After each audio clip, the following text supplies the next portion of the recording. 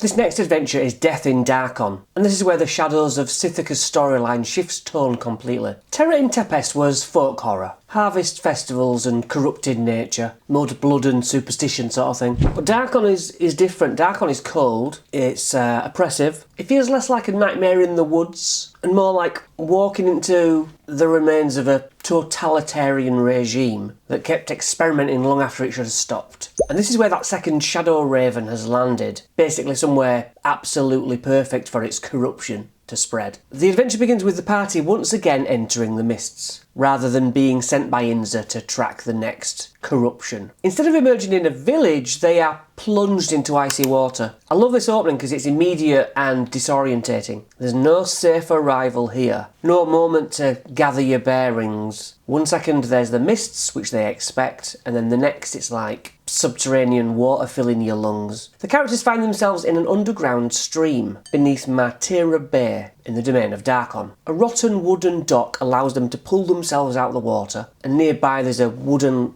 ladder to climb yourself up to a small perch where they'll find a heavy wooden door. Now Darkon, this is a land once ruled by Azalin Rex, a domain built on necromancy, paranoia, magical experimentation, and most importantly, control. And within Darkon operates the Kargat, who are a secret police feared throughout the land. I mean, the phrase secret police should tell you everything you need to know. People vanish in Darkon. People whisper instead of speak. People obey because disobedience gets punished. And beneath Martira Bay, one of those Kargat strongholds has become infected by this Shadow Raven. So the adventure explains that one of these Kargatane operatives, shall we say, named Jocast Troob, was ambitious and ruthless and completely willing to embrace corruption if it got them power. So this second Shadow Raven thing transformed Troob into something horrific. A vampire mind flayer. Cool. So that's good because it kind of combines two different violations at once. Vampires drain the body, mind flayers violate the mind. And Troob is both. Now she's using the authority of the Kargat as cover to abduct innocent people and turn them into vampires. So yeah, there's no warmth here. It's cold, water's dripping, there's ancient slick stone with condensation on, blue witchlight probably flickering in alcoves, that smell of mildew and old blood and embalming chemicals. We've all been there. Even the silence should feel oppressive, and then there's a blink. So when the party opens that first door, they enter the first encounter. A long table stretches through the centre of a rough-hewn chamber. Two identical human twins restrain struggling gnomes, while a pale elf sneers at them and threatens to kill them if they keep fighting. Four dwarves drink from pewter mugs while watching this scene unfold. The room's fantastic because it gives the players an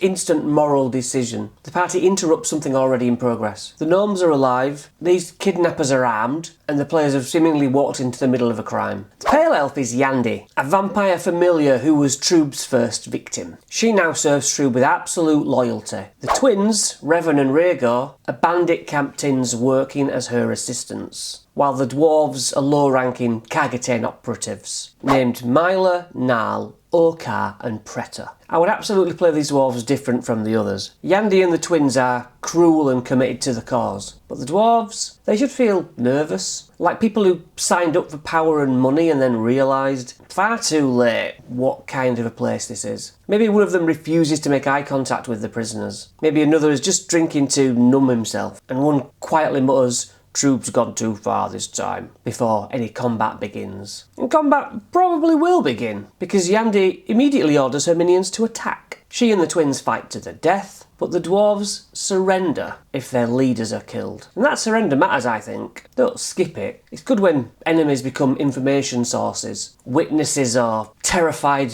survivors, rather than just new corpses on the floor, I guess. So you got these rescued gnomes, Benna and Cortland. They're married and were kidnapped by these corrupt secret police and put into sarcophagi as part of a ritual. Nobody likes that. They heard Troob mention taking the gnomes to the crypts. Meanwhile, the dwarves admit they know very little. They were recently recruited. They know their superior is called Troob, and she ordered them to capture people for experiments. That word rings important, experiments. Not executions, not even sacrifices. This is what kind of horror your players will face. The treasure in this room is another strong set of treasure. Yandy carries 2 potions of speed, though she doesn't even know what they are. And one of these dwarves stole a spell scroll of Death Ward, intending to sell it later. And the group also carries 200 gold pieces worth of coins and jewellery. And then the party can discover that a door has been bricked over. The only route deeper into the stronghold is north. Why have they deliberately sealed sections of this place? What used to be there? Did they imprison something, perhaps? Did they fear something's escape?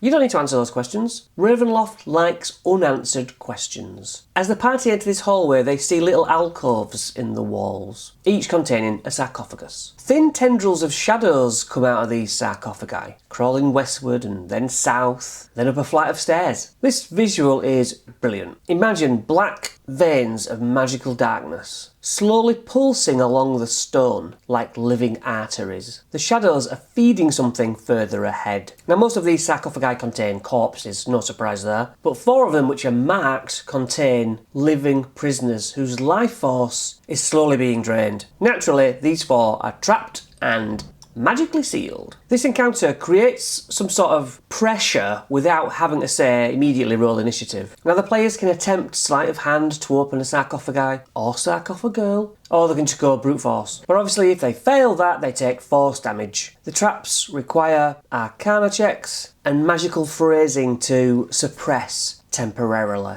As a DM, you lean into the tension, don't you? The prisoners inside aren't simply laying there quietly. Muffled banging from inside these coffins. Weak scratching, pleading voices. Barely audible through the cracks, mind. One prisoner might already sound delirious. Another might stop responding halfway through people trying to get in. That makes the party wonder, are we too late? And those shadow strands should visibly react whenever a sarcophagus is opened. The tendrils twitch violently, recoiling like severed nerves. So something is definitely being fed up ahead. If the characters fail to save all 4 captives, the transformations in the next encounter happen twice as fast. The first rescued victim rewards them with a ring of protection and a bracelet worth 50 gold pieces. But honestly, try and get the emotional relief to matter more. The players get to feel like heroes. Now we move into the final encounter, and this is where things go fully gothic nightmare. At the top of the stairs is a chamber dominated by 4 statues. The shadow strands snake towards these statues, coating them in a roiling darkness. In the corners of the room stand 4 humans transfixed, like hypnotised puppets. These humans are in the process of becoming vampire familiars under Troob's control. Their veins blackening beneath the skin. Their jaws twitch unnaturally. Their eyes are slowly lost focus. Maybe one does whisper, "Help me," while another suddenly jerks their head towards the party, with an audible crack of a bone. Unless the party interrupts the process by destroying the tufts, killing Troob, severing these black wispy tendrils, then one victim transforms every 8 rounds. Or every 4 if they didn't rescue all the prisoners earlier. And then Troob arrives. Troob is a vampire mind flayer, hiding behind the eastern door, and the moment she hears conflict, she emerges. Troob should glide rather than walk, her robes dragging behind her like liquid shadow. Her tentacles twitch constantly, as though tasting the air, like a snake with its tongue. And she speaks calmly and professionally, like an administrator, discussing paperwork rather than murder. She says things like, "These subjects belong to the Kagat. You are interfering with sanctioned experimentation. Transformation is a gift, not a punishment." That detached bureaucratic tone that can make her a bit more disturbing, really. Now, the chamber itself is meant to be a dangerous mechanic called the Zone of Psychic Pain, which, gives you clues. The space between the statues pulse with psychic energy. Any creature entering its zone has to make an intelligence saving throw, or take psychic damage. Maybe hurled down the hallway, and then suffer additional bludgeoning damage and you're knocked prone.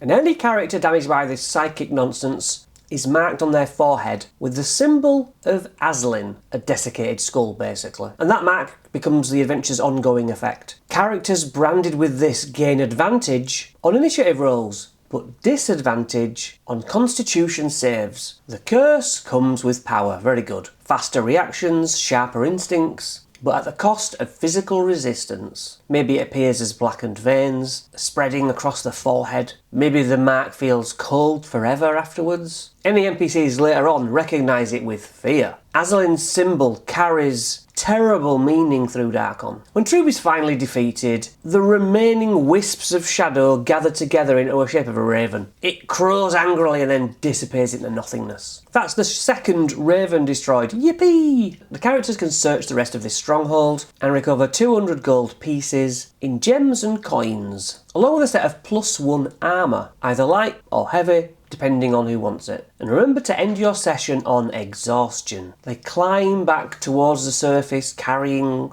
rescued prisoners, covered in blood, water and psychic burns. Somewhere behind them, the abandoned Kargat stronghold settles back into silence. The mists gather once more around the party, and now we see the pattern easily. Every raven has affected a different domain, and each raven twists that domain differently. And next time we look at Blood in Borka. Thank you to my awesome members for keeping this channel alive, and as ever, I'll see you next session.